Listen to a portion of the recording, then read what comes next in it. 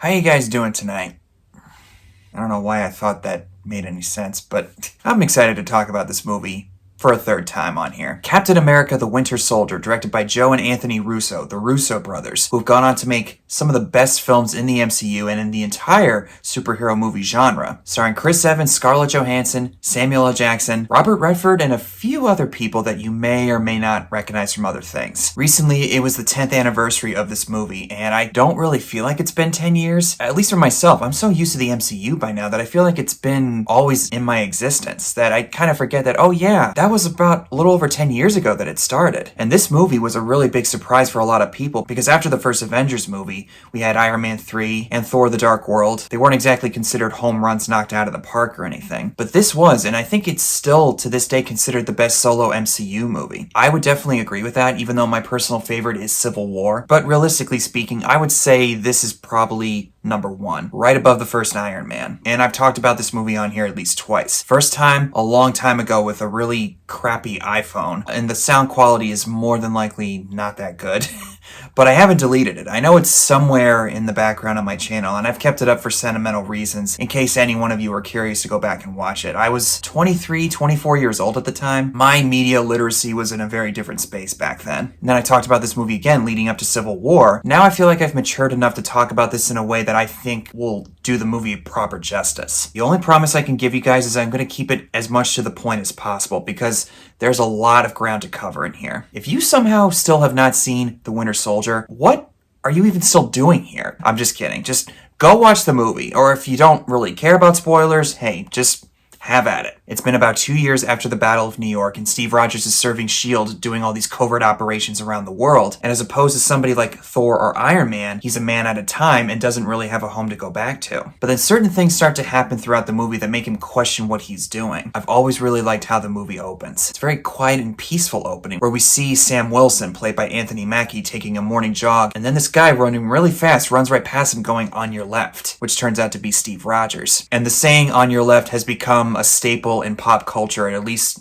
with the MCU anyway. Knowing what happens to Sam Wilson later on with Endgame and Falcon and Winter Soldier, it was a very unique feeling on my end to see the genesis of that friendship he has with Steve Rogers. It's really easy to look at it on the surface and say that Captain America just befriended a guy that he didn't know from Adam. But the thing is, Sam and Steve both have similar experiences. Both have served in war and they lost a friend during combat. But we'll get to that. And I just had to point out the list that Steve has of things to get caught up on since he's been asleep for 70 years. He has Star Wars and Star Trek next to each other. Star Wars is crossed off, and other things too, like Nirvana, Rocky, and the moon landing. Just the fact that he crossed off Star Wars, I think that was Disney throwing it out there at the time that they owned Star Wars, since they had just bought it from George Lucas. Like with what I mentioned earlier with Sam and Steve, it does kind of hit differently now knowing what happened with Star Wars in the years since then. But still, it was kind of cool to see all that stuff nonetheless. And depending on where you view the movie, the list has different things as well. Like in the UK, for instance, it's got Sean Connery on there. But then we get to the boat sequence where Steve leads a covert operation to save hostages on the ship, held captive by Batroc the Leaper. And seeing Captain America just flatten out all of these thugs with his shield and his fighting skills, this is something that, as a Captain America fan, I just had a big smile on my face. And even now,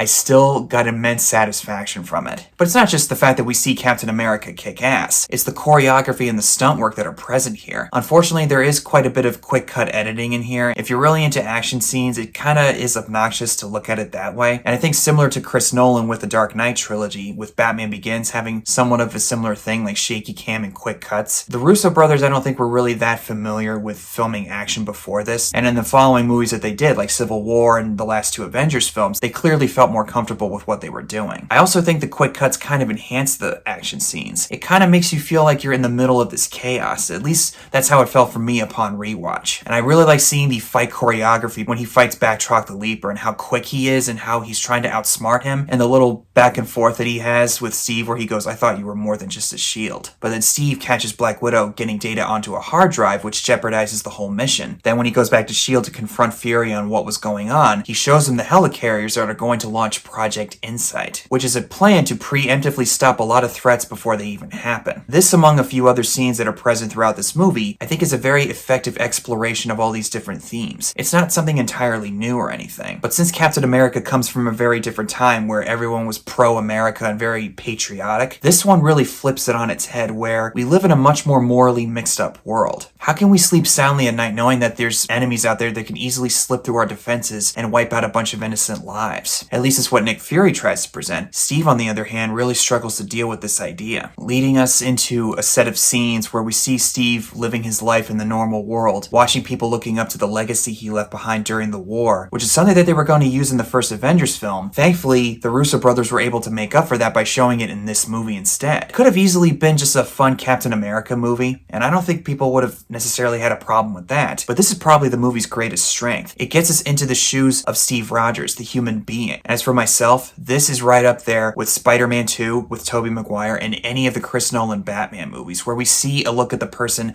behind the costume. We get to see the human being and how he is dealing with all the circumstances around him. But he gets to visit an older Peggy Carter who's about ready to experience her final days on her deathbed, and I actually relate a lot to what he was saying. For as long as I can remember, I just wanted to do what was right. Guess I'm not quite sure what that is anymore. And I thought I could throw myself back in and follow orders, serve. It's just not the same. I never saw combat, never served overseas, but after I got out of the military, there was a period of time where I wasn't really sure what my purpose was. And I know especially in the last couple of years after the COVID pandemic and other things that I experienced during that time, there was a period of time, at least until recently, where I was struggling to find my place again. And what Peggy says about how the world has changed and none of us can go back, I guess for myself in living memory, that is very, very true, especially as we're living in the COVID era or the post-COVID world. But then that scene gets a lot more heartbreaking when it's revealed Peggy Carter is struggling with Alzheimer's. Well, I couldn't leave my best girl. Not when she owes me a dance. I gotta say, Chris Evans' delivery of that line sounds like it came right from the heart. Also, in light of Endgame, that line does hit a lot differently. This might actually be Chris Evans' best portrayal of the character. With Civil War, he does go through his own kind of hurdles with protecting Bucky, but in the case of this movie, when he's shown that everything that he fought for was all built on one giant lie, he doesn't really oversell it or try to be overly dramatic. A lot of that is due to the direction and the writing from Christopher Marcus and Stephen McFeely, but you can tell that he's not really pleased with the way things have turned out, and even when he sees all this corruption and becomes more distrustful of the government as we see in the later movies, he still remains a good man, keeping the promise that he made to Dr. Abraham Erskine. But then when it comes to Nick Fury, the head of S.H.I.E.L.D., after his talk with Steve Rogers, he decides to maybe wait on Project Insight, voicing his concerns to Robert Redford's character, Alexander Pierce, who's the head of S.H.I.E.L.D. But then he gets ambushed by these DC Metro cops who actually turn out to be acting on orders from Agent Pierce. And we see a glimpse of the Winter Soldier, who is clearly a force to be reckoned with, and someone you don't want to mess around with. This whole sequence, along with the highway confrontation later on, is very suspenseful. As everybody's shooting at him and he has the countermeasures ready to deploy, the voice is telling him countermeasures advice. No! Wait! And even rewatching it now, it still made my heart race. And the score throughout this movie by Henry Jackman, I would say, is not quite on the same level as Alan Silvestri's original theme, even though it does have some variations of his original theme, which you do hear an echo of it in the opening scene. But it's a very simple and contained pulsating score, at certain times at least. And then whenever it shows the Winter Soldier, there's an eerie tone to it, adding to the suspense and fear that the character exhibits. So Nick Fury crashes in Steve Rogers' apartment, who covertly tells him what's going on, with the same background music that we hear in the end of Avengers Endgame when Steve and Peggy are taking that final dance. But then Fury gets shot by the Winter Soldier from a nearby rooftop, and Nick Fury apparently dies on the hospital bed. I know some people probably weren't surprised that he was still alive, because the line that he says later on, "Looks like you're giving the orders now, Captain," hadn't shown up in the movie yet, so a lot of people said, oh, so he's still alive, the trailers just basically ruined it. I didn't really feel that way at the time. In hindsight though, it probably would have been best if he didn't show that in the trailer. But even then, when I watched it for the first time, I thought, no.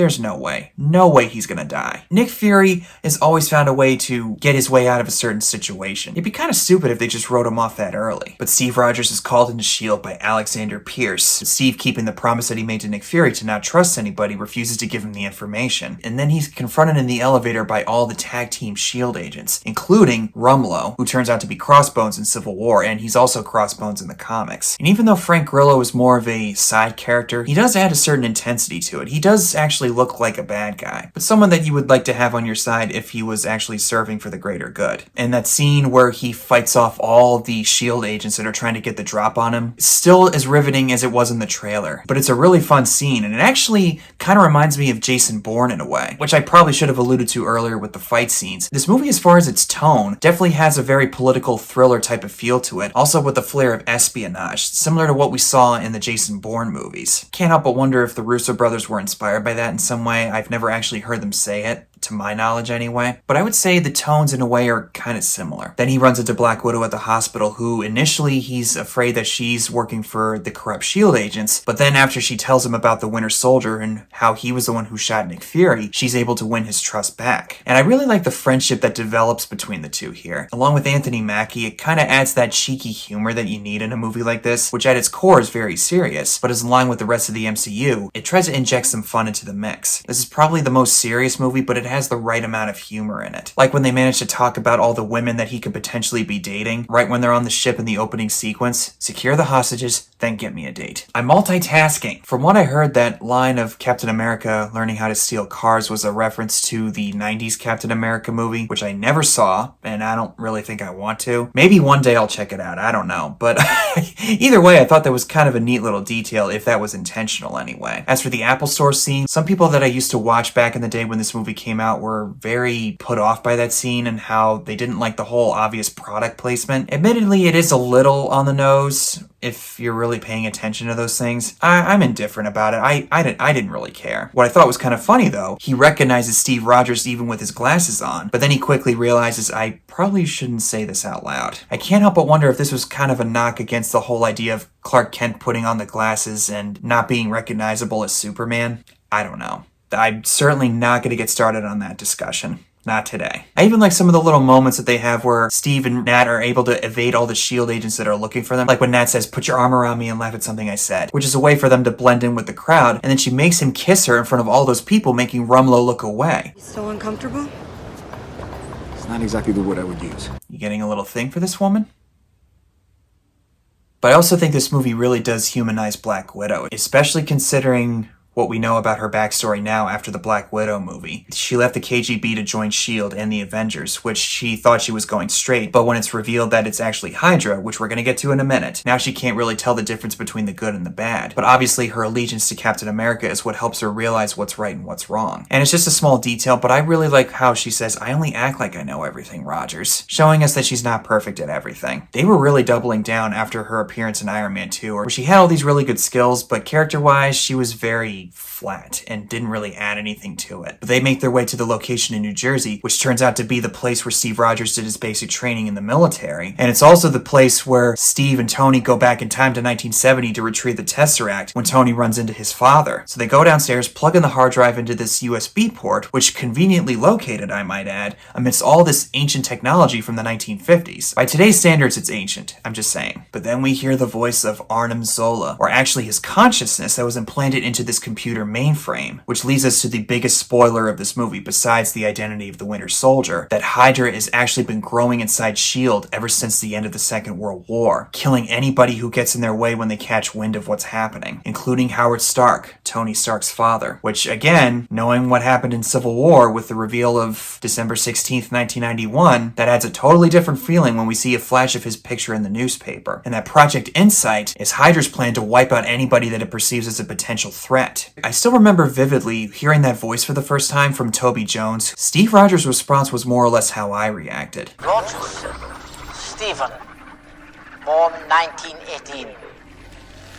This scene admittedly is kind of heavy on the information dump, and the fact that this is a person's consciousness being implanted into a computer. If I had to pick anything apart with this movie, those are probably the only two big criticisms that I can make with this one. Tonally, it kind of feels out of place with the rest of the movie. The expository stuff I'm completely fine with because it's important for the audience to know what's happening. This is a comic book movie down at its core, so you do have to kind of accept some of those things inevitably. To be honest, I'm not really that bothered by it, but if I'm looking at it objectively, it does kind of stick out like a sore thumb. And inevitably, I'm able to shrug it off and move on. Let's talk about Anthony Mackie as Sam Wilson. I had seen him in a couple other movies prior to this. 8 Mile with Eminem, We Are Marshall, and The Hurt Locker, which also has Jeremy Renner, so Falcon and Hawkeye served in the army together. I know, old joke, but couldn't resist. I was taken aback in a good way by Anthony Mackie in this one. He was awesome here. Sam responding to Captain America and coming in as a normal guy off the street to help an Avenger probably has to be the coolest moment for him, similar to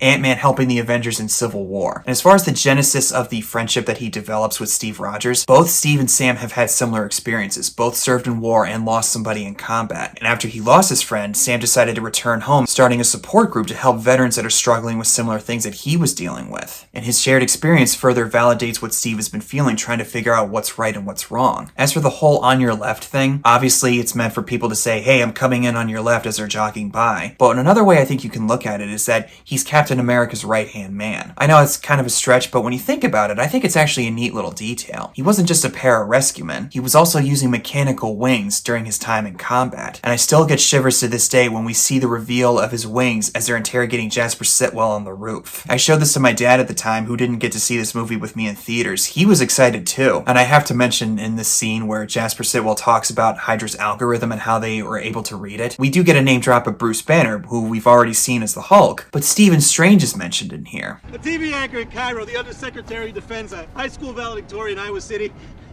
Bruce Banner, Stephen Strange, anyone who's a threat. And if I remember correctly, the Russos had to ask Kevin Feige if they could use his name in the movie, and he said, yeah, go ahead, use it. Another way for this movie to hit differently in hindsight. But then we get to the highway confrontation, where the identity of the Winter Soldier is revealed. This whole sequence is off the charts. Probably my favorite fight scene in the entire MCU, besides Cap and Bucky fighting Iron Man in Civil War, or Cap using Mjolnir on Thanos in Endgame. Black Widow further showing her humanity when she gets shot by the Winter Soldier, and hearing the bullet hit her body, I shook back then and even now. And then the fight happens between Cap and Winter Soldier. A lot of quick cuts, yes, but the intensity is through the stratosphere. Now, as far as the reveal of Bucky as the Winter Soldier, I unfortunately knew this going in, because I looked up who the Winter Soldier was, and when I found out that it was Bucky from the first movie who dies in the first Avenger, Oh, God, no, I ruined it for myself. Oh! But the reveal of Hydra still caught me off guard, so it wasn't a complete loss or anything. And when I saw this in theaters with my mom at the time, I don't remember everybody else's response, but I do remember hers. At first she didn't recognize him, but when Cap said Bucky's name, she went, wait.